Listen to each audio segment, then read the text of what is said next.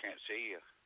Uh, Go to YouTube and type in the Hanger Deck page Okay. because it's showing live right now on YouTube. Are you looking handsome this morning, Chief?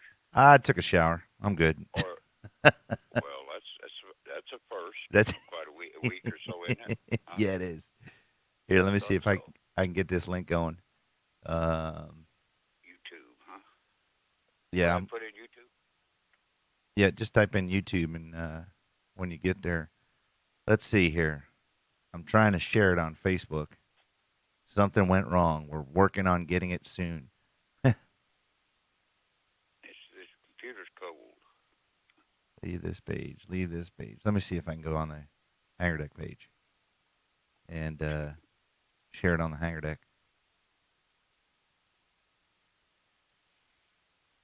Yeah, it's easier to do this when you can see somebody moving around or their lips moving. Oh, you know what? It went up on a Hanger Deck, and Click in Hanger Deck. yeah, it did. It did publish on the Hanger Deck. Go to the Hanger Deck page and hit. Go to the posts and see that post is there. Yep. Okay, it says YouTube Hanger Deck, and it's sitting here cold, waiting. Can you edit this thing? I can Or you're edit. live, huh? We're live. Huh? It's live. This is the newest thing, man. Well, hell, let's talk trash yet. Shit. All right, Well, so anyway, happy Thanksgiving to yep, you and your man. yeah, man. Happy Thanksgiving. Welcome, welcome back, Bill. This is it's on the Hanger Deck page, everybody. But this is a ChiefCast. We haven't talked about Chief stuff in a long time. So I got on the phone We're gonna last be night. chiefly today. Oh yeah, man. Chiefly, I got on the phone last night and called my buddy out in California, Bill Rutledge, and said, "Hey, Bill, let's talk Chief stuff tomorrow. Let's talk." I seen some posts that you've got up there, and if you don't know who Bill Rutledge is, he's a retired senior chief. Well, you got to know who Bill Rutledge is. He flew with HAL 3, right, Bill? I did. Yeah, and you flew with HAL 3 in Vietnam, and it's a very unique squadron. We've talked about it before on our show, but a lot of posts going up lately on social media. Bill, you're pretty active at. Well, how old are you? 78 be 79 April. All right. So a lot of social Still media stuff, kicking it. a lot of social media stuff coming out from you on the boards. I noticed, and I love Yeah, watching the activity. I hadn't been posted in a while, and I posted on the aviation one wire stuff, aviation electricians there, which you are, and all of a sudden getting a little action from these new people, and Yeah, they didn't even know about us and interested in what was going on. And you always have a doubter or two out there when you post something. I never heard about it, so it didn't exist. One of them kind of things. yeah. Well, here's some citations, that got my name on them. You know what? I've got those citations up right now. Let me link in the video. Are you watching the YouTube video, Bill? I can't get on there for some reason. Your computer's a little slow this morning, huh? Yeah, it is. It's about, I don't know, 60 degrees out here or something. Oh, right. Rub it in. Kind of cold. Rub Really it cold. in.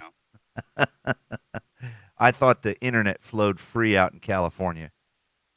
Yeah, well, there's a lot of free stuff out here, So including my tax money. yeah, yeah. So the I put the citation up on our page, and it's incredible write up. Um, you know, Yeah, that was just, how they do a citation. If you do know anyway, people that have them, that they know that just they skim through and put in a few highlights and leave the good stuff out. right? And the memories, we all have the good stuff still stored there. And I went along later, and I write around it because when this stuff is written out, it leaves a lot of the people out of it that was involved in the activity, the action Yeah, and the heroism of all the other guys and stuff. So I write around it, and I put that all in maybe a 2-page or 3-page in a book that I was going to write, and I quit. But I let the other people get known Yeah. because they were there, they did the stuff, and being enlisted, we didn't write up the citations, had no input, so they write up what they saw and what they want, and it's left out a lot of part on the good stuff on the E's who were on the ground doing the action, you know. Well, this citation's a Bronze Star from Vietnam, so you don't take that very lightly. Yeah, you're serving as a gunner, and I'll read a bit of the citation, and then you can comment on it if you would for us, Bill. It says, serving as gunner on an aircraft scrambled to rescue personnel of a crashed helicopter. Several other aircraft had been shot down by the intense enemy fire, while others had sustained heavy battle damage. When his aircraft arrived on the scene, it made a low reconnaissance pass and received intense enemy small fire and automatic weapons fire. He laced, I like that term, laced the tree line with accurate machine gun fire, allowing the pilot to break away safely. Receiving heavy fire during the extraction of the downed crew, Padassa Rutledge, exposing himself to enemy fire, left his aircraft to remove a mortally wounded crewman from the wreckage. As his plane took off, they again received heavy enemy fire, but safely returned to their base. Padassa Rutledge's exemplary professionalism, devotion to duty, and courage under fire were keeping with the highest traditions of the United States Naval Service. And that last statement, if you're familiar with naval awards and citations, is pretty infamous. The combat distinguishing device is authorized. So, Bill, about that day, what do you think? Well, I see. So we start off with the Army was doing an insert, and they had like 14 or 15 helos inserting back and forth for troops. And they weren't stationed in that area close by where we were. It was down in Human Forest, which is a badass. Ask any Army person if it was in the Fort Corps. The Human Forest triple canopy never could be taken. And at one time they put 100 and something Army spec op troops in there with a commander, and they never came back. They never heard from them again. That's how bad it was. And the Army, if you post something out there, and the Army pilots and crewmen, hell no, Human Forest, every time we go down, we lose some people. But that day, the Army, I think they lost 10 birds, and we got an Army medevac was coming in, and they called us because the Army would not cover them. And, you know, that had nothing to do with the bravery of the Army pilots and the crewmen. It had to do with the colonel sitting up there at 3,000 feet directing traffic. And so he didn't want anybody in there, and this Army medevac was going in to rescue his people, and he called us, and we had 3 detachments right around there in Human Forest, and he called us, and hell yes, and we had a couple birds down, so we had one det 1 sent 1 bird, det 3 sent a bird, and det 6 sent 2 birds, and we sent some slicks in, and I was on a slick doing some propaganda crap, and they asked, you guys want to go up there and get them guys out of there? Because while we were doing this, 2 of our HAL 3 Seawolf birds got shot down, and 2 others shot up, and they had to leave the area. Wow. But we had 2 guys killed, 3 wounded, and I don't know how many the Army had, but they was over there hollering, wanting us to come and get them. So our guys went in low level there and helped that medevac. They went and prepped it before the medevac went in, and 2 of them got shot down. 1 went in the lake, and 1 hit the decline right there among the enemy and turned over. And it was a damn mess that day. It was right before dark was the problem. Right. And so we go over there, and our birds, like I say, are shot down. And the medevac's going in. And we're watching it from above because I was on a slick, and I was doing the propaganda stuff, and I was on the gunner and had M60 with 2,200 rounds, and I was on the gunner aboard, and one of the pilots was a pilot I'd flown with on Detachment 8 at Rockjaw. So he asked, you want to go in and get him? Yep, let's go get him. And so we went in, and tell you what, we was taking some. It was the most fire I've ever taken any one time. And wow. so we come around, and we go back to altitude, and we're calling for the Army over, and you could see Army birds. The sky was black with them over there. and that colonel up above that was directing the show wouldn't let them come and help us. He's going to leave his guys there, but we went in to get our own people now. Right. Because ours are down on the ground.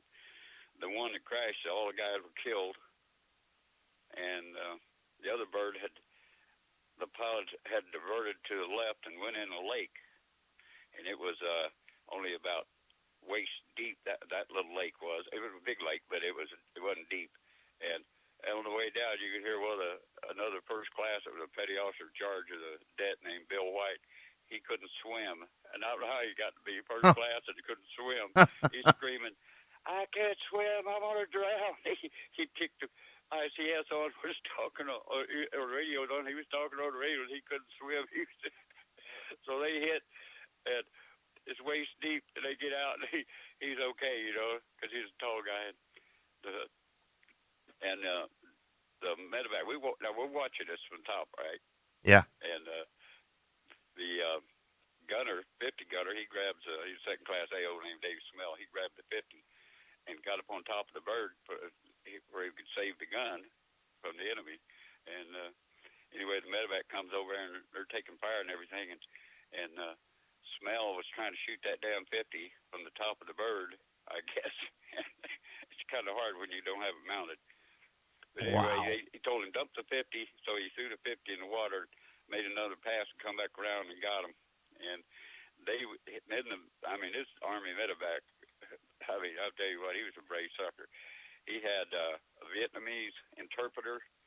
He had a crew chief named Mitchell, and he had another, their so-called gunner on the bird.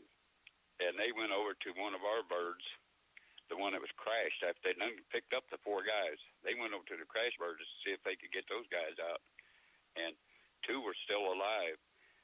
And the crew chief named Mitchell, he got off the bird, and one of our the Vietnamese and the other American wouldn't leave the bird to go help him. Wow. So one of our pilots named Legal and Smell got off the bird with the crew chief, who went over. After they'd been shot down and picked up, now they went over to the bird and helped rescue 2 guys under fire. And they had 11 people aboard that damn slick when that medevac and that Army pilot brought them out of there. Wow. Wing and a prayer. I'm telling you, rotor blade and a prayer. And they made it anyway. And this is 19 there, so Bill, this is 1970, 1969? 70. 1970. Wow. Yeah, I think it was about September or something like that. But we went in to see if, because they didn't know the condition of the other 2 guys that was on that they couldn't get out of the bird. It was crashed. It was upside down. So you want to go in and get him? Yep. We went in low level, and we was taking fire, and I was shooting it up and come back around. Couldn't get the Army to cover us. So we hovered there, and I jumped out in that water, and where I was at, it was chest deep. And I had one of the pilot's M16s behind the seat.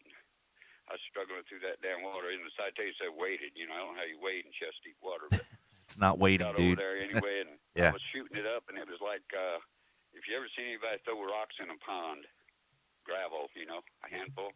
That's the way the fire was hitting all around in that water when I was in there. And then you could hear a mortar, whoomp, and they started walking mortars in on that bird.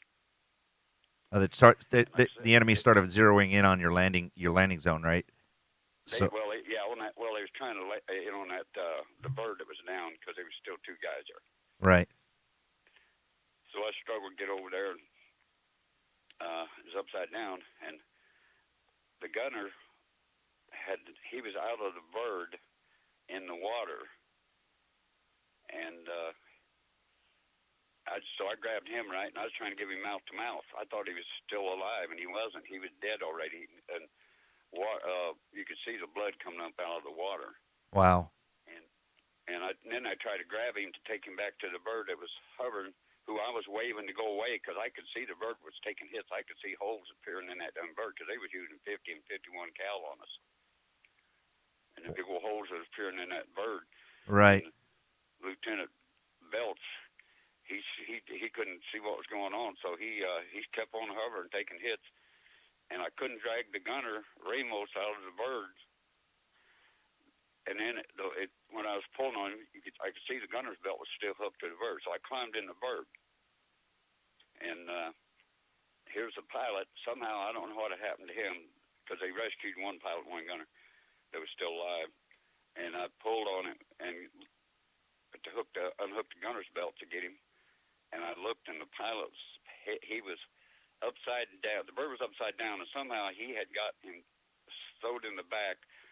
And the pilot's seat had come down, and his head was in there, and it had slammed back up, and his head was like a couple of inches with an eye looking at me, hanging there with his, like a frog hanging there with his legs and arms. And I'd grab him with the legs, and I couldn't pull him. So I jumped back in there and grabbed the gunner and drug him over to the bird, floated him, and I had him right behind my head, and it was lucky I did. He was already dead. Wow. You recollect this story like it was yesterday, Bill. It was yesterday. You don't forget that stuff. And and I could hear thunk, thunk, thunk. 3 rounds hit his body right behind my head. And down lower under the water, you could, like I said, they were like throwing gravel in a pond. And I got hit in the back. And I had a chicken plate on, lucky. Yeah.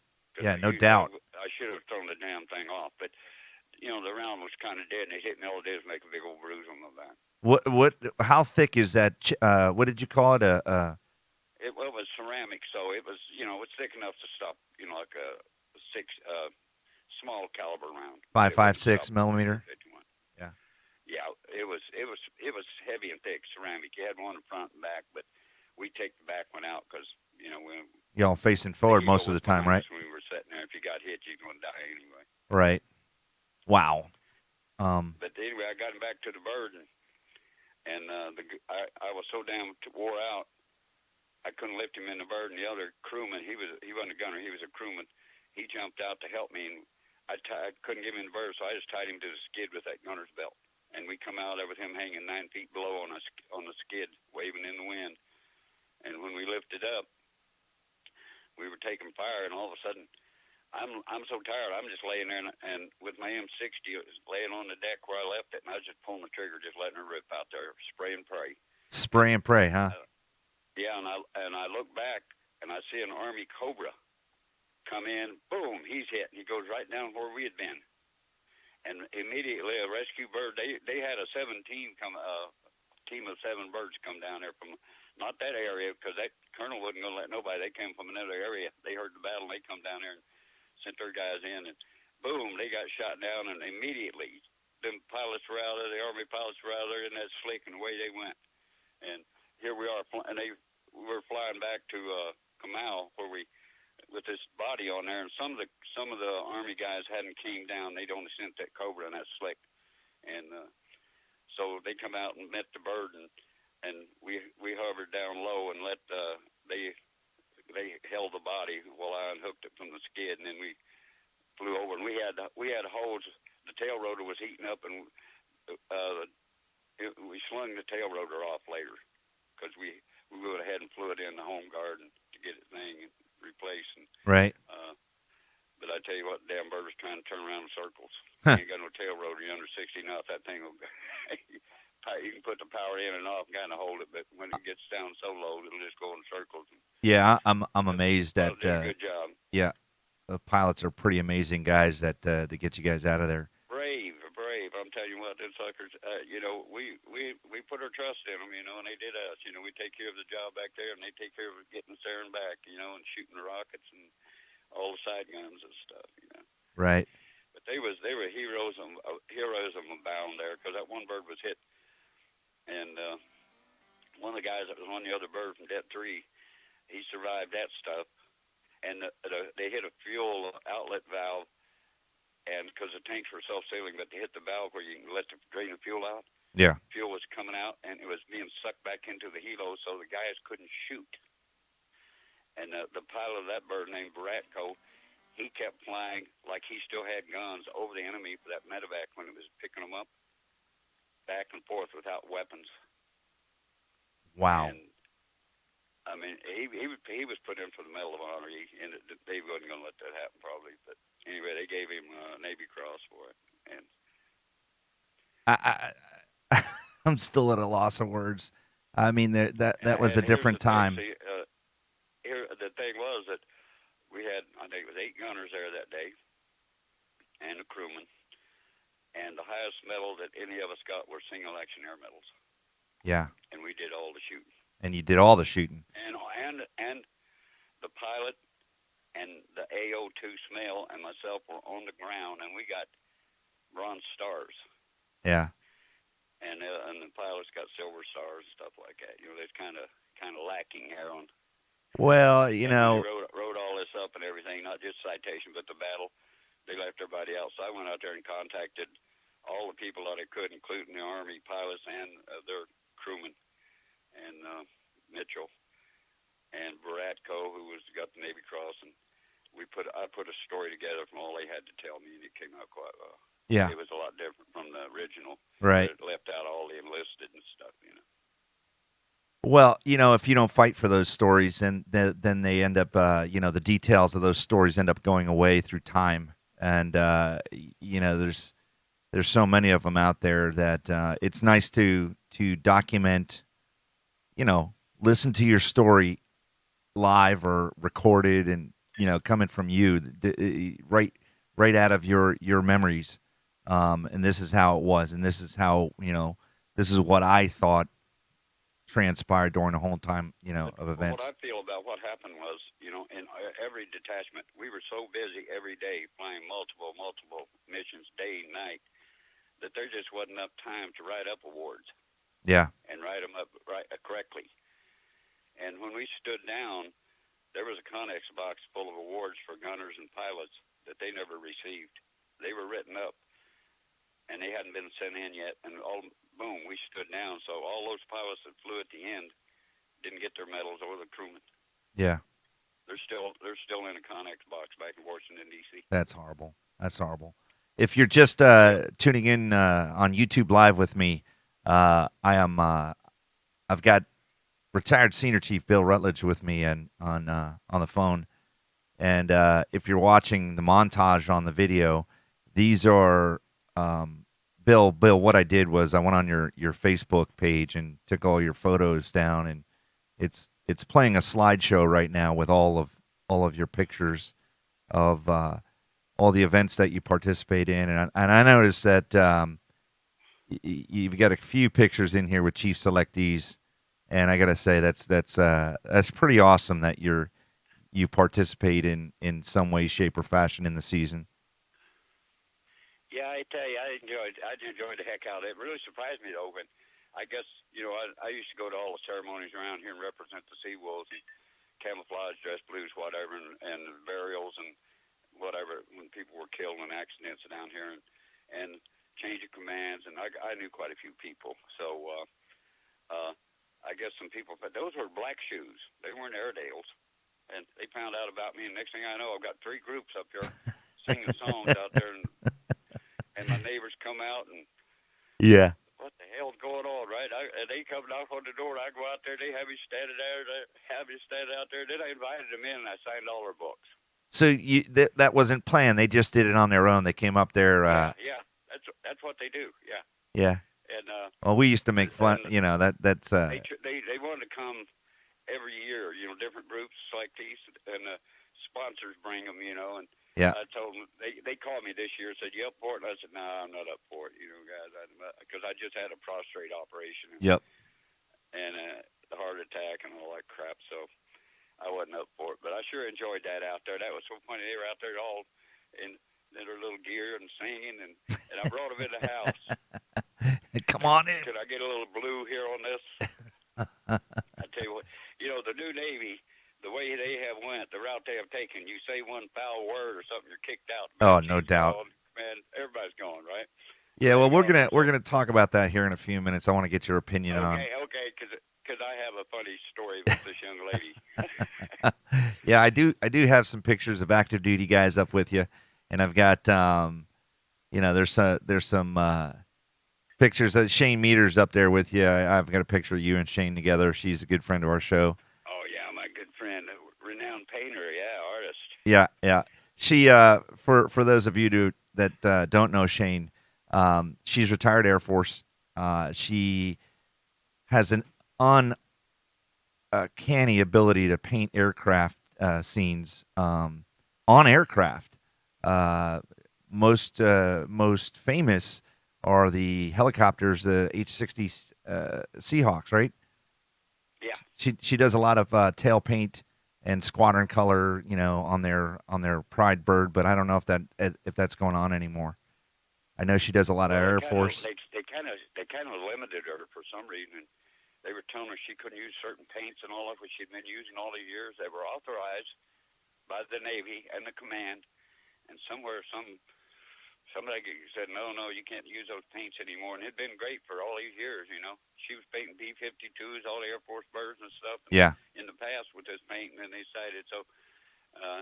I guess she kind of backed off a little bit, but she sure did a great job. I used to go down all the time when she was painting.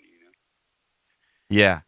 She's been on the show. I haven't had. I'd go down there, in my camouflage and stuff, and they would I'd be up CO's office, Command Master Chief's office, talking trash. Go around all the shops. And Hey, Bill, I don't believe for once that you talk trash. Yeah, well, what I call it trash. A bunch of old coot stuff. Yeah. But yeah. I tell you what, I love combat. I did love combat. Yeah. Oh, man, that was exciting. That adrenaline, ain't nothing like it. I never smoked no dope or anything, but I tell you what, I don't think you could get any higher than adrenaline. Yeah, no doubt. I mean, it takes a special person, a special breed to adapt to that kind of situation. And as an electrician's mate, I gotta say, I'm proud, man. I'm proud. AEs are living the dream, baby. Yeah, I think we had, I don't know, it was 100 something AEs, maintenance, most of them, and about 51 gunners. And what I was posting out there, if you're an AE, you're standing there at formation, and there's 50 people, AEs standing there at the formation, and you got a chief out front. And how tell you the chief was dead, and you look around and you and 24 others would be wounded out of the 50. Wow. Multiple times. Wow. So how many of those dirty knuckle dragon mechs were in that squadron? It was like equal amount of mechs, metalsmiths, Oh yeah, AOs, all rates. ATs was about the same because we had, or a few more mechs because we had on the detachment we had eight enlisted, and usually 2 mechs, 2 metalsmiths, electrician, AT, and a AO, and an airman striker or something. Right. Nice. And everybody trained up, and they all become gunners, and all become, they could do anything on the bird. Right. So it's across, a debt concept. So everybody. We didn't fly back to home guard like the Army did. They'd fly back to their main base every night and come out in the morning. But we were out there on these detachments, sitting there with the SEALs and stuff. 3 minutes, we could scramble and be out there with them. Right. And, so we had to have maintainers out there. And they started off, they were going to have all AOs, and then they said, well, they can't fix the birds, because they're ordnance.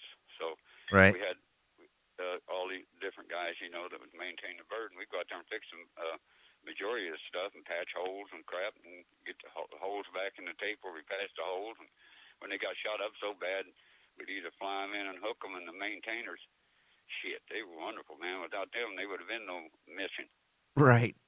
Because they'd taken pieces of junk that cast-off Army birds that were given to us, and they'd fix them things up, perform magic, and fly them. And I tell you what, we trusted them.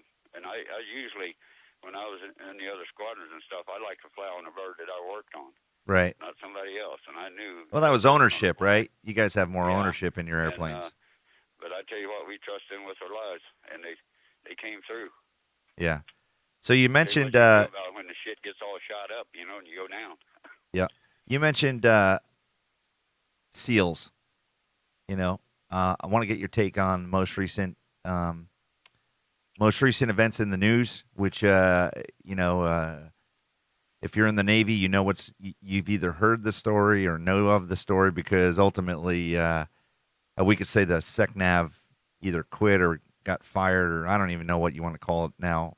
He resigned. He got fired. He got fired, I know, but he made a nice little resignation letter and Of took the course, high they road. let him resign. You're Yeah. fired, but resign. So what do you think about this Chief Eddie Gallagher thing? I tell you what, I got kicked off Facebook for 30 days because of something I put out there that was pro Eddie Gallagher. Yeah. Now I don't think you'd get Eddie kicked off. Gallagher should never been brought up on charges. My opinion. There's other people who'll disagree with me. I go out on the chief site and I see them out there, non-combat, non-people ever been a warrior, out there talking trash, you know. And say, yeah, you can say whatever you want, guys, but Eddie Gallagher deserves to be free. He deserves his rate back, and he deserves to keep his trident.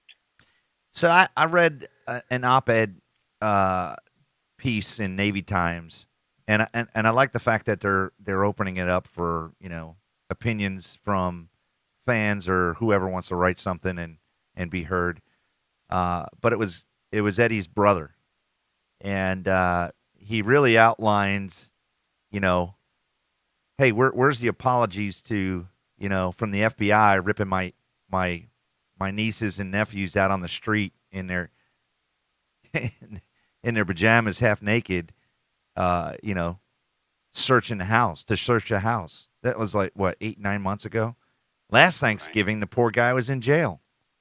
Sure. Maybe it wasn't the FBI; it Well, was the that's NCIS. beside a fair, NCIS. because you're for the most part, like those two other guys, the lieutenant and the army guys, he let the special ranger and berets. He let go. They deserve to get one. Spent 7 years in there, and I'm telling you what, if you haven't been in combat, you don't know. You got 2 or 3 seconds or less to make a decision. Are Right. these the bad guys or not?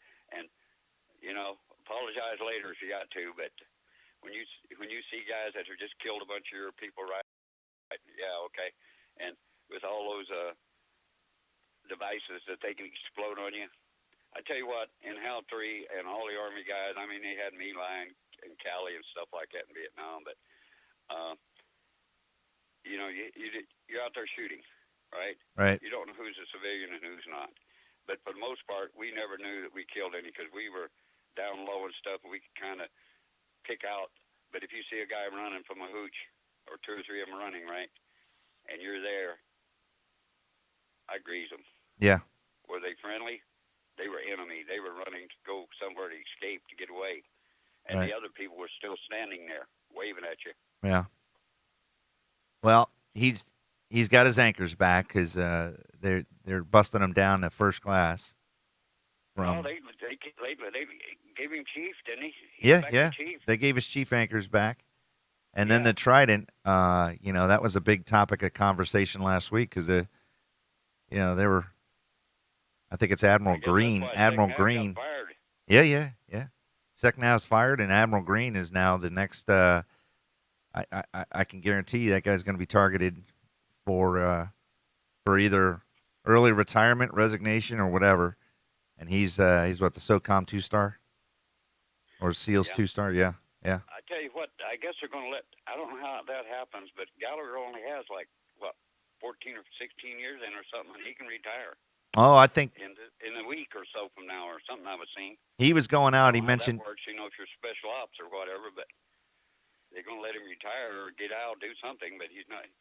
I wish he'd stay in and go and make Master Chief in the Navy. Yeah, yeah. Well, I doubt that would that one would happen, but Yeah.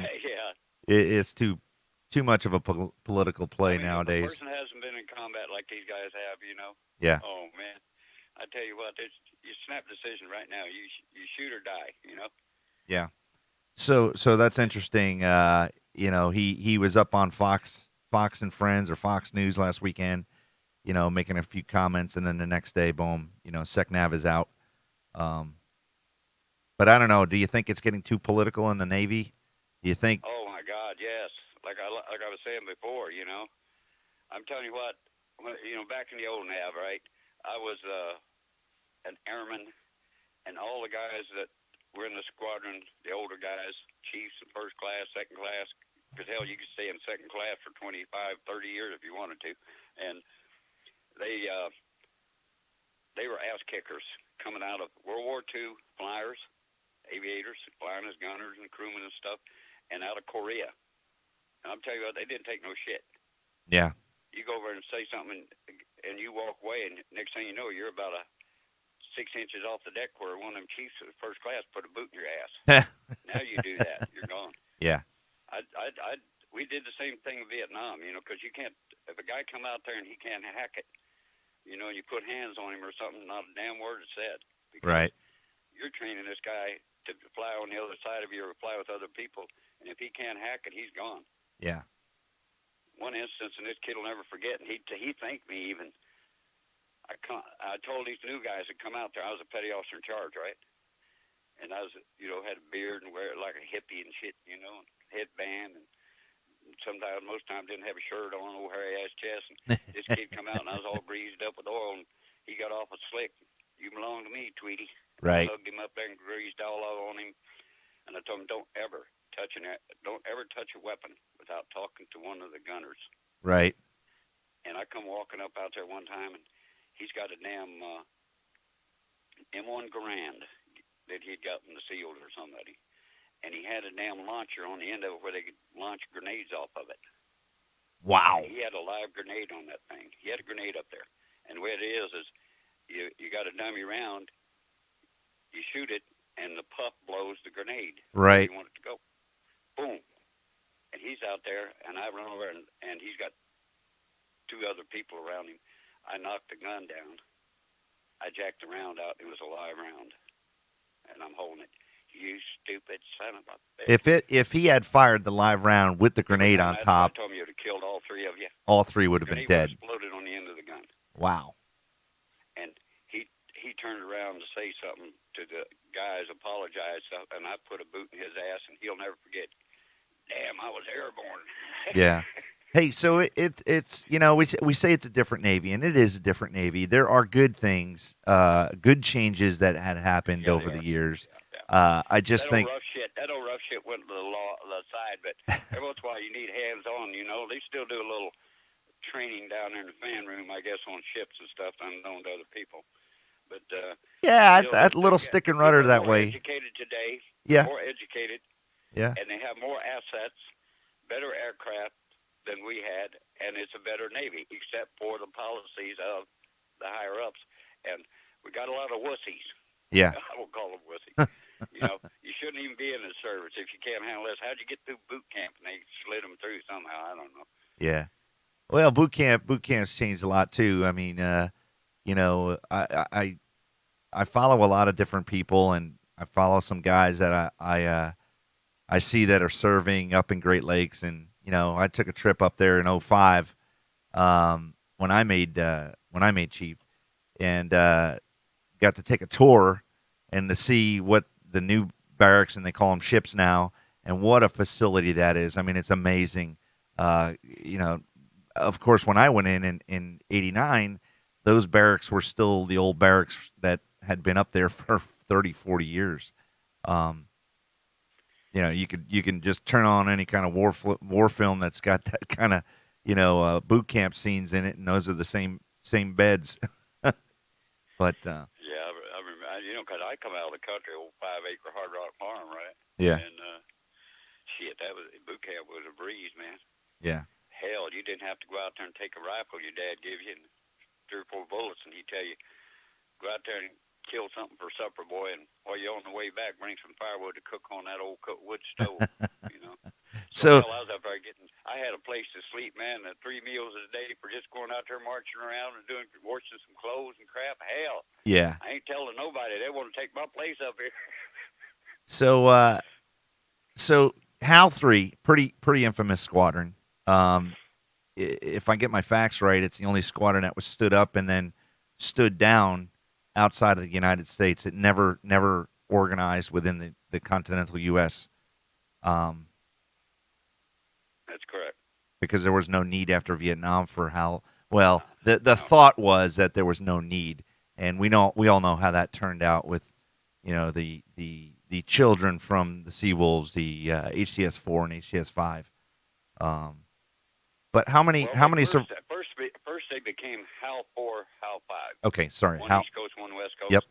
And then when Iraq and all that stuff come along, the Desert Storm, they made them into they took the old Hueys into 60s, and those guys went over and did the job for 10, 11, 12 years, Yeah. whatever. How But many? those are ceremonies I used to go to all the time, and oh man, I have a blast going down there with them guys. Yeah. How many surviving members are there of Hal 3 right now? I think there's probably 70% Okay. of probably 2,800. So 70% of 2,800. But everybody's probably is messed up in some way. Right. And I mean, guys are all messed up and stuff. But even you can blame all that stuff on Agent Orange and stuff like that, which the doctors did on my heart and everything. But if you take my thing is watching this blue water Navy out there, the guys on the ships and stuff, and if they can get it, fine. But they got to prove they were there and all this. They're out there and they're taking a drink of the water. The stuff that was being sprayed on us, and they're going to get equal Sicknesses and benefits and all this stuff. yeah. But it's just if you took and I even asked, I said I would wonder what would happen if they took an equal number of people that had never been in Vietnam and find out at our age, now 60s and 70s and 80s, how many of those people would have the same problems that we have? And it would probably be a like amount, I would think. Right. Because I was the only one in my family who was in Vietnam, and all my brothers died of heart attacks and cancer. Yeah. And my sister, okay? So they were never in Vietnam, and that's 7. I was 1 out of 7, and all of those died. Never was in Vietnam. Well, being in the military is a dangerous thing, man. And then being in the military for a long time, there's a lot going on in your head if you served more than 4, but if you served in Vietnam during that time, there's still a lot going on in your head. Veterans are a unique breed of people. I'll tell you my opinion. I'd rather be in combat, taking fire, flying 20 damn missions in a 24-hour period, getting shot up, than being working on a flight deck on a carrier doing combat ops. Yeah. I did that too after. Yeah. I'm telling you what, that's some scary situation up there. What other airplanes did you fly on Bill? After HAL 3? P2Vs. Out of Johnsville, we had all kinds of aircraft. I was at Naval Air Development Center, Johnsville, on a top secret project, and flew P2Vs. I flew S2s, SNVs, and we brought one back one time, and we landed, and the damn wing fell off. That's how bad it was. Oh, Jesus! I flew all the old helos, and everything that was received just about. Now I flew in a jet one time, a TA-4. I didn't like that. It was too fast, and the guy rolled and barrel rolled, and did shit made me want to puke. But I flew in P3s. I was in P3s, and I quit flying, and I flew in heavy attack off carrier stuff, and I volunteered for that. I didn't go back to VP community because I was still high on adrenaline there, so I wanted to go back and do some Vietnam. So I went and I turned down all the VP orders and kept turning them down, and I kept extending in country to get out of the orders. And then finally we stood down, and I got a choice of Veggies in Sanford, Florida, or heavy attack in Alameda. So I took heavy attack, and he's going back over there. How many years did you serve, Bill? 26? No, hell no. I only did 20. 20. Okay, only 20. Actually, I didn't do full 20. I had I re-enlisted early every time. They call it constructive time. Right. And every time you re-enlisted early, you got 3 months off any tour. And if you did 19.6 and you re-enlisted 5 times, you could retire at 17 months and get full 20 pay. Oh wow. But I did it 2 times, so I got out. I could have retired 19 years and got full pay. Right. But I stuck around. I made 8, and then I picked up 9, and I started a business because I was planning on getting out. I didn't know I was going to get 9. I picked up 9, and they were frocking me, and I had to go back aboard a carrier, the USS Midway, which was still sailing, as a AIMD honcho, and I said, screw that shit. So I turned down 9 and got out. Yeah. Well, there's plenty of pictures on our feed of you on the Midway. I could see that damn feed. How do I get to it? You got to go on YouTube. The link is on ChiefCast now. It seems to be operating. What is If you go on the ChiefCast Facebook page, What is it? ChiefCast. ChiefCast. Yep, Chief CAST on Facebook. ChiefCast. Well, I can't believe you be one posting out all day on my feed, man. Instead of all these Yeah, other yeah, chief pages are pretty aggressive. yeah. Well, they get some are wussies out there. Well, I hate to say that about a fellow chief, but yeah, well, you're social media gives us a bravery level that most people wouldn't have in real life. You know, the power of the keyboard. Oh You- yeah. you- Anything I got to say to you, I'll say to your face. oh, I know you will. That's why I got you on here right now. Do you see the post? DC. No, hell, I'm having a hard time. The damn lights are not on. I can't see the keyboard. There we go.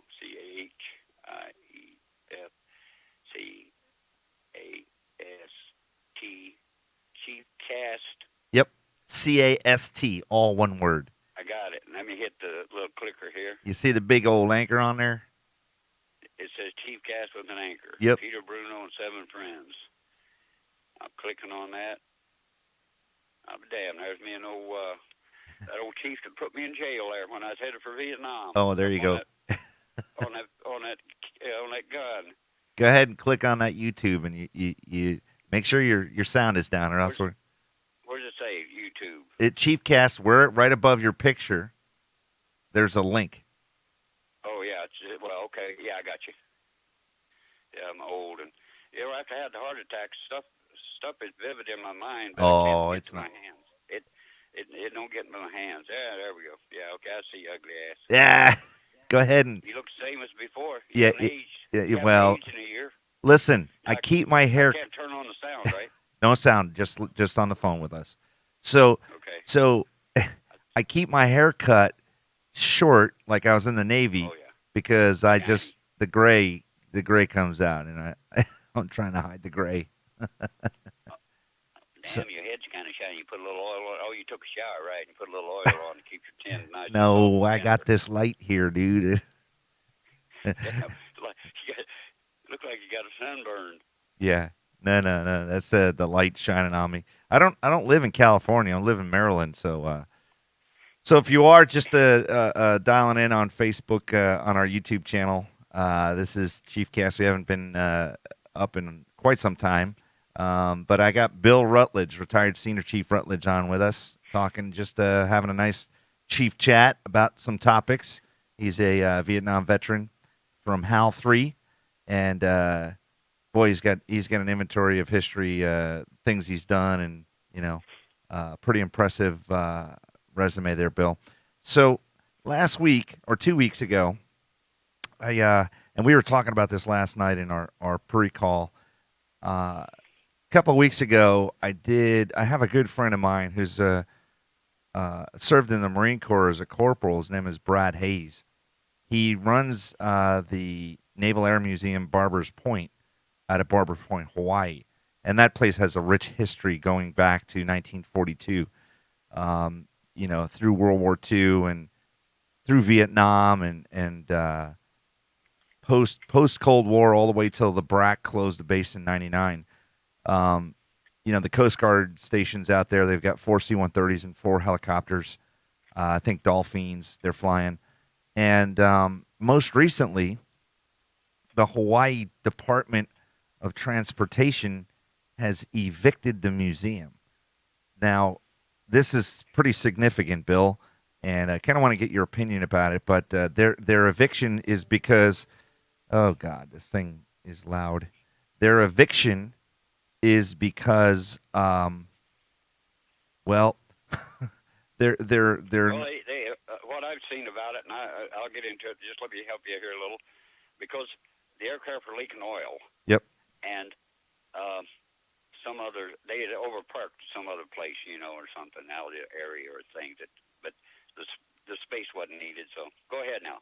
No, you're right. One of them was the oil on the deck, and they had been cleared by the EPA on all this stuff, and something about the rent, and I don't know what else.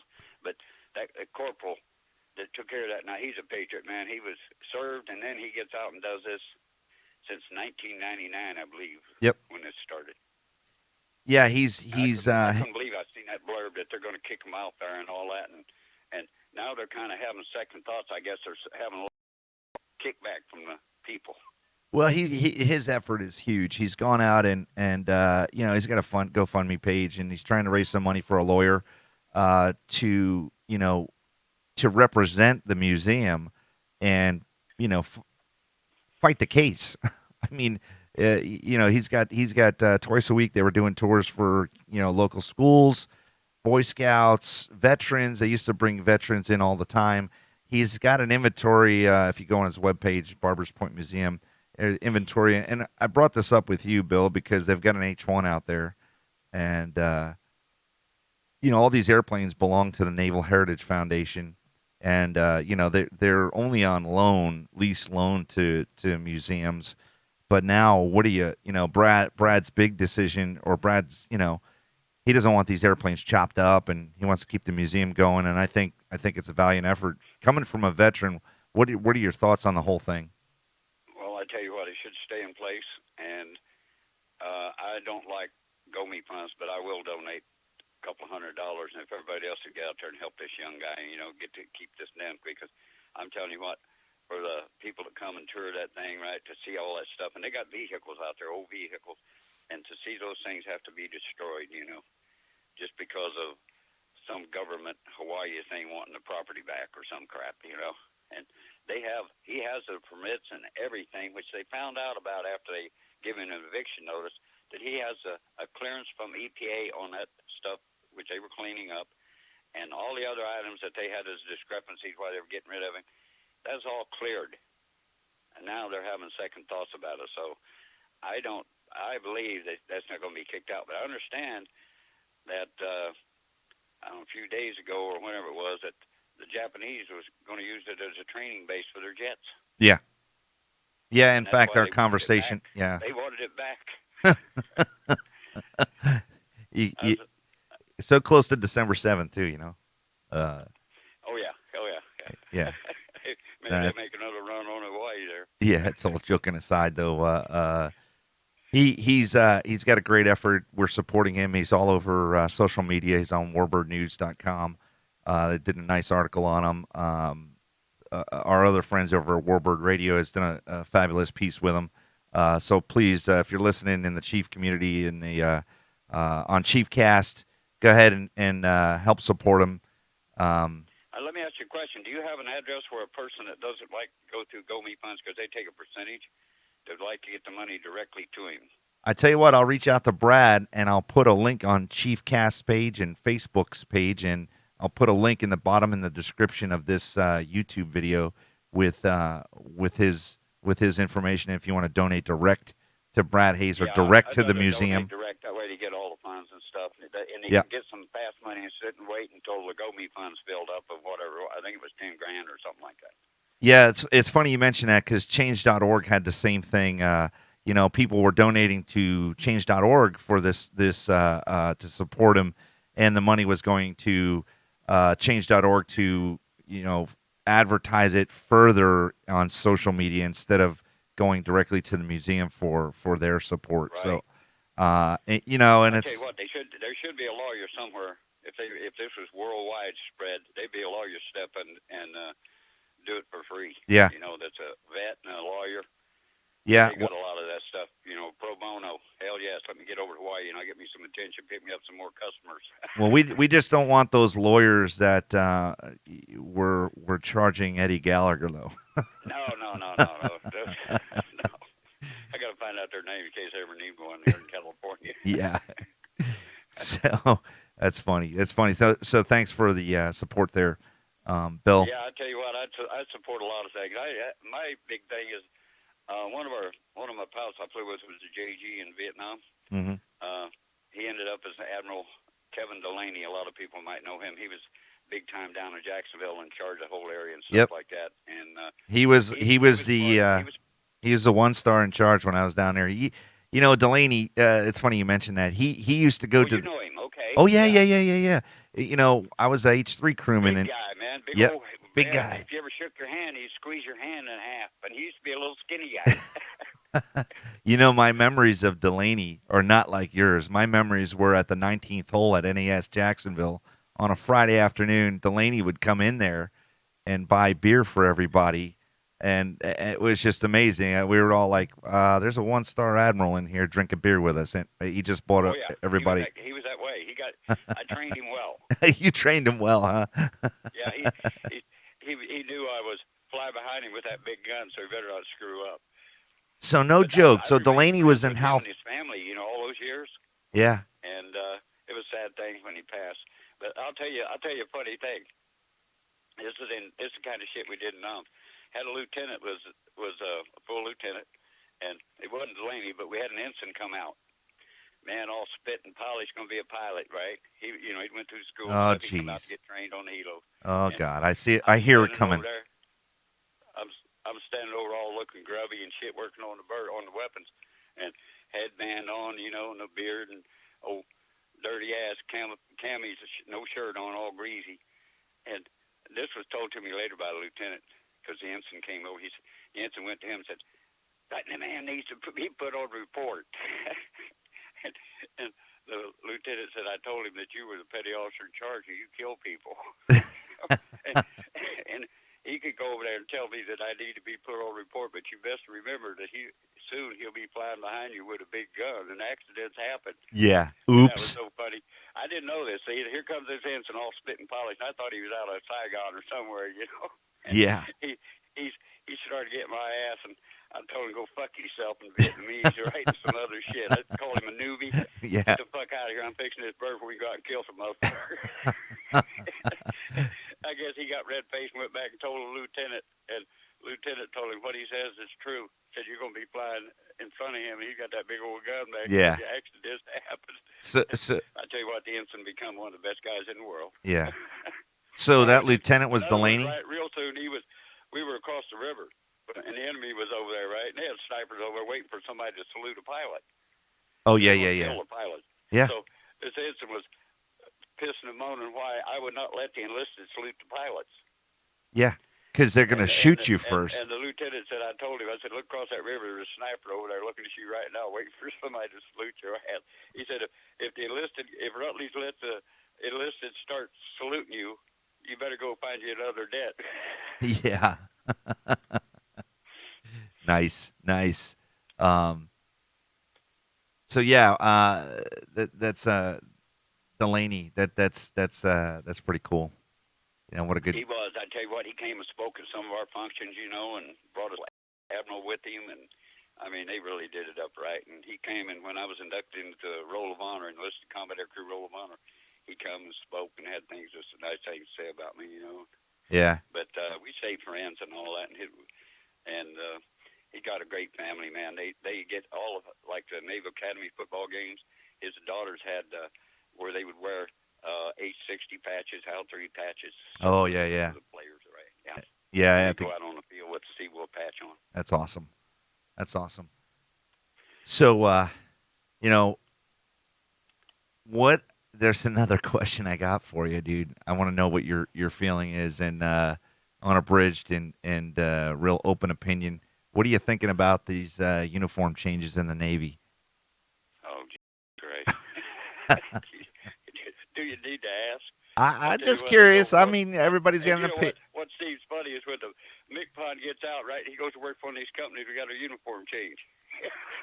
Every time a MCPON gets out. But but I tell you what, they go from the best thing they can do is go right back to the old chambray shirt and dungarees. That's what the best thing they could do, because you could use those for life saving if you fell in the damn water and stuff. Well, stupid. Stupid Navy's come out with damn shit where everybody want to be a chief or some shit, wearing khaki top and stuff like that. Yeah, that was what 04, 03. So or even I was at the post office when that happened. This kid had black pants on and a khaki shirt and had a hat on, and his back was to me. And "Hey Chief, how you doing?" He turns around. He was a third class. Yeah, it is kind of deceiving. Yeah, well, the dress uniform also when. I tell you what I do though. I do like them whites with that damn stripes. Yeah, they're the pinstripes on Maybe the other white. people Yep. don't, but I like that. That was No, old it's a Navy crap way before I was in. I guess back in the old Navy. that's a sharp looking uniform. I like it. I like it. And you'll see a whole group out there, and only maybe one or two will have them the whites with the stripes on. I like that. I was hoping that at the end of my career, they were talking about bringing back the dress khaki uniform, and your buddy's got his dress khaki uniform on in these pictures. Yeah, I tell you what, on the chief side out there, everybody wishes they could wear that thing. Or the I aviation never, greens, I right? never wore it. But it's a sharp looking uniform. It sure is. Never got to wear it. Satchel there, the guy that arrested me. Oh yeah. No, I was in the Blueberries at the end of my career. It was a transition time to have the Blueberries in 08, 09. And then look at that. It fizzled out. Almost made it 10 years, but it fizzled out. And it got. Well, what was the reason for it going away? No, they couldn't see you in the water. They couldn't what? Well, that was the big deal, is that you can't really see anybody in the water if you fall overboard. But neither could you with the dungarees that are blue. So that argument gets thrown out. But the dungarees. As long as you kept your white hat on. That's right. Your white hat. But the damn thing is, you could blow them damn dungarees up, tie them legs, and get underwater and put air in them and use a flotation device. That's exactly what I was going to say. Had wings on each side of you, hell, out there floating. What do you think it is that we come full circle back to the chambray pants, huh?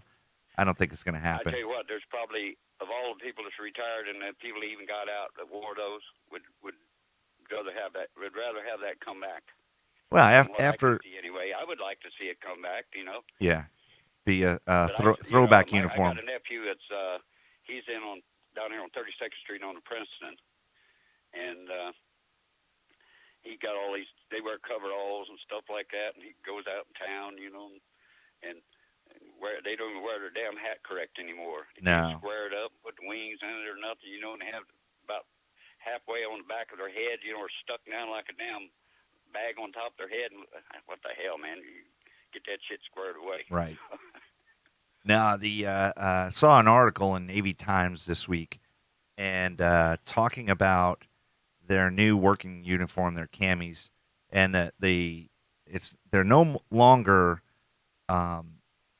their rank insignias are no longer on the collar. It's right between the breastbone, right over your heart. And yeah, I noticed that. I've seen some out around town here, right? And I've seen that. What's their stripe? And you look down there, and there it is, one little thing, Yeah, and right there in the middle. If I think I put the link on our Facebook feed. Yeah, the Navy Times article is. I do believe it's on there. Let's see. Yeah, here it is. Uncomfortable gazes. The title of the story is "Uncomfortable Gazes: Why Some Sailors Are Unhappy with the Design of the New Woodland Camis."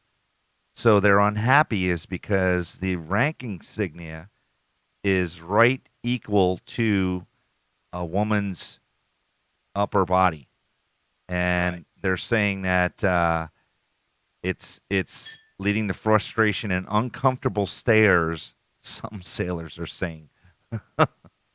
So, after receiving an earful about that, the Chief of Naval Personnel and Fleet Master Chief Wes said during a recent Facebook Live event that they are considering changes again.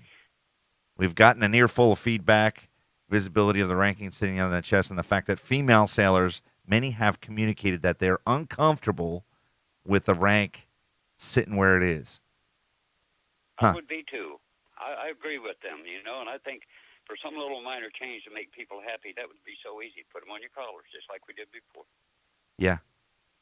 So why can't we go? I think that stuff started in Iraq and stuff, where everybody's uniform, instead of on their collars, they had it on their thing. That's what I've seen a lot of, because I'd look, and there it is down there.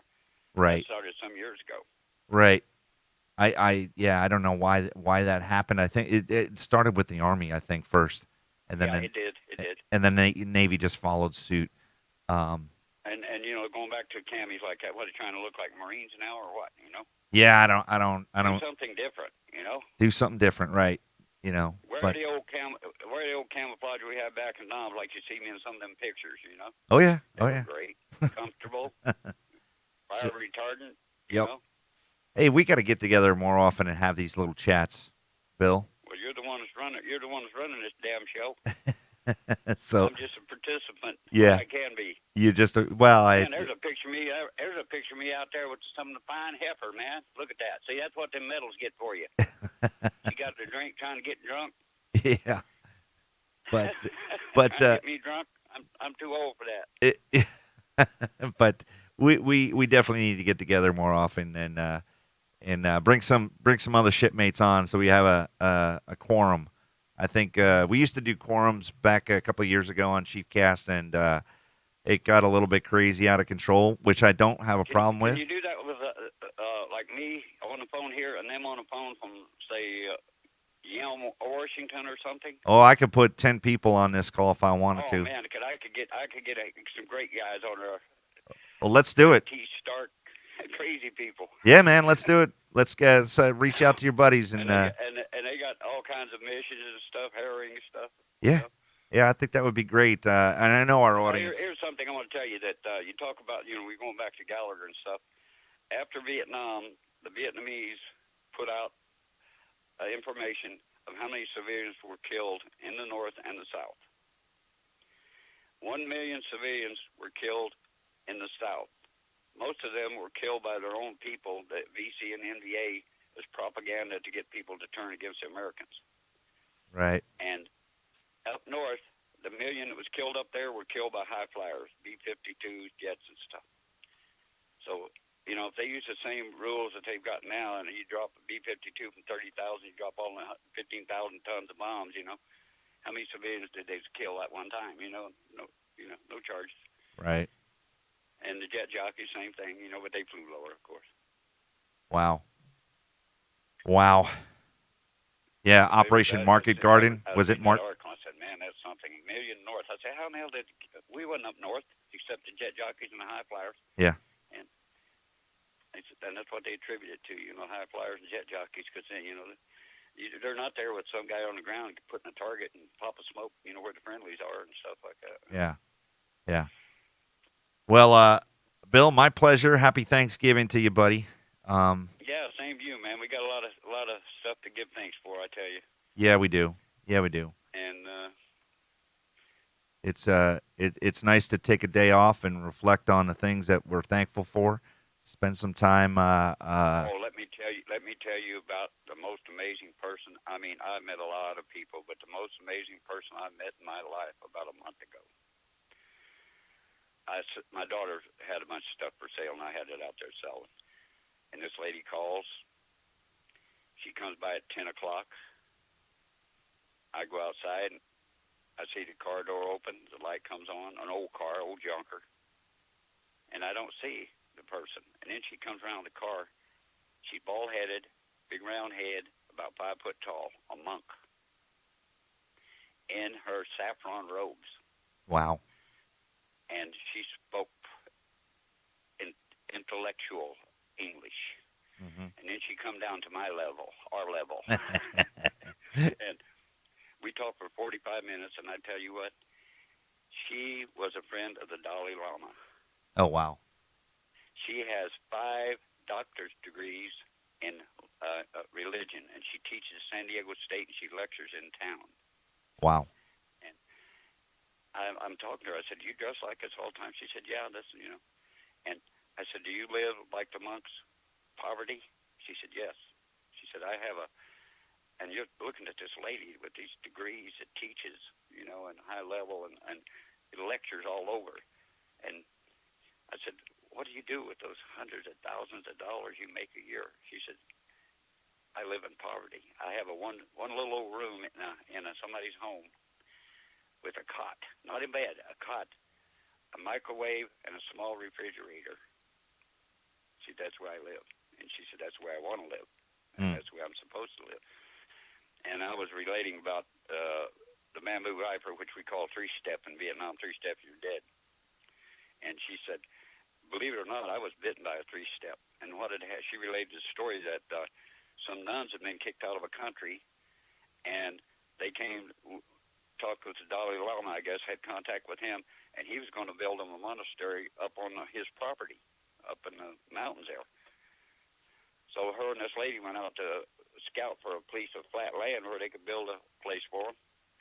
And on the way back, it was getting dark, and they cut through a little wooded area. And she said, I scraped my arm. She said, about 15-minute walk, we got back, and I passed out. I'd been bit by a bamboo viper. Oh, wow. And the Dalai Lama's doctor took care of me. And she pushed her sleeve up, and her arm was a little skinny thing, but nothing but muscle, stringy muscle. And she opened her elbow and showed me in a crook of her arm where she'd been bit by that damn snake. Wow. I said, and you survived? She said, Dalai Lama. Wow. But she invited me to, because when I go places now, I ain't on the freeway, I don't drive, so I have people hauling me around. I got all kinds of volunteers come and get me and do all this stuff. And I was telling her that. She said, anytime you want to come to any of my lectures or come to out in town, or you want to come to sit in my classes, I said, I'll leave a thing at the door that you and your driver can come in. Wow. I said, and I'm telling you what, I recommend all these students, because there's a bunch of students around. I say, you got to go sit in this lady's class one time at least. I said, you'll take her class after that. Right. Wow. She teaches comparative religions, Buddhism, all kinds of different stuff. Well, maybe we'll get her on ChiefCast and we can talk sea stories with her. And I'm telling you, she was relating how close to the Christian religion that Buddhism is. Yeah. And when we walked into the car and I had this air purifier I was carrying out for her, she was on my left, grabbed my left hand with her right hand, and she squeezed it. She said, I'm going to give you something good. And I'm telling you what, there's been so many amazing things happen to me after that lady did that. Well, there you go, dude. I just can't believe it. There you go. That's cool. And this is like you. I was thinking about the other day. I said, oh, what happened to Bruno, you know? And here you call. Well, dude, I was thinking about you. So, yeah, I'm thankful we're friends. I mean, there's so many incidents like this. I had a AW that was on the ship, and his wife, when he leaves, I told him, let her know that anything she needs, call me. Yeah. If I can't get it, I'll get somebody else to take care of it. And he was on the ship about 3 days before that. And I was thinking about the guy, right? Yeah. And he calls me. He said, I'm on the way over to your house. I'm back. And here he comes. Right. I mean, it's just so many things like that, and I couldn't believe it. And all of a sudden, I sell stuff, right, to give my grandson money. Yep. In the last 16 months, or 15 and a half months, I put $21,000 in an account from driving down the street and finding new stuff and used stuff sitting on the street free. I bring it home and sell it and give him the money. Nice. And all of a sudden, I was struggling trying to get stuff, right? All of a sudden, it's out there everywhere now. I can't go anywhere without bringing new stuff home with the price tag still on. Right. Well, some people are nuts, man. Some people are crazy, and they just throw stuff out randomly. But I was saying. So I got a garage full of whatever you need. I got it. I was saying I'm thankful for being friends with you, Bill. And I'm thankful having you as a friend too, my friend, and fellow chief and brotherhood and all that. I'm gonna hold on a second. What I had a different outlook on life when I died of a heart attack. And prognosis was 5 years since they couldn't give me a heart. My veins and arteries too brittle, and doctor sitting on the end of the bed telling me, said, we can't hook you up. If we take your heart out, we couldn't hook you up. Your veins and arteries too brittle. And he conferred with others, and one was a NASA cardiac specialist. And he said, but you can live on pills, and you're only pumping, we'll get you up to 20. I was pumping 15%, is all. Yeah. And they got me up to 21%, let me go from the hospital with 13 pills to come home, brought me home to die in bed. Wow. Now I'm mobile. I've been mobile. I wasn't going to die in bed. I'll tell you what, I'm going to give you 2 rings of the Chiefs bell. Hold on a second. Oh, yeah, I love that sound. How's that? Love that sound. Well, let's wrap. It's been 9 years now, so I've outlived the prognosis by, 4 years and still kicking. There you go. Tell you what, here's something I'd like to mention to everybody out there. Sometime sooner or later, because everybody that I know has a prostrate problem. Yeah. And my daughter's a nurse, and they kept diddling around with me, passed me on doctor to doctor where everybody gets their cut of the Medicare. So she went with me to an appointment. and she made that doctor stick that probe up my butt to see how big my prostate was. Oh my God, Dad, that thing's big as a baseball. And it had cut me off, and all I could do is dribble. And I'd been doing that, and I'd wake up every 45 minutes all night long. Yeah. Dribble. So 1 hour, little old 1 hour operation, no pain, no nothing, recovery time. Total time was 18 hours, and I was home. And it was dark, and I went out back, and I started peeing like a young kid, a young horse again. I backed off the fence about 3 feet and wrote my name in big letters and dotted the I's. Yeah. That goes to show you. What, so here you guys have got problems where you can't pee. It can get where it backs all the water up around your heart and lungs and wears your heart out and have a heart attack. Go get your prostate. And don't just let them take that little test and stuff. Say, probe me. And my daughter said, no, I don't want no finger wave. You put that probe in me. She knew what she was talking about. And there, it showed up on the screen, and that thing was like a baseball around where I couldn't pee. Well, there you go, Chiefs. Get your prostate checked.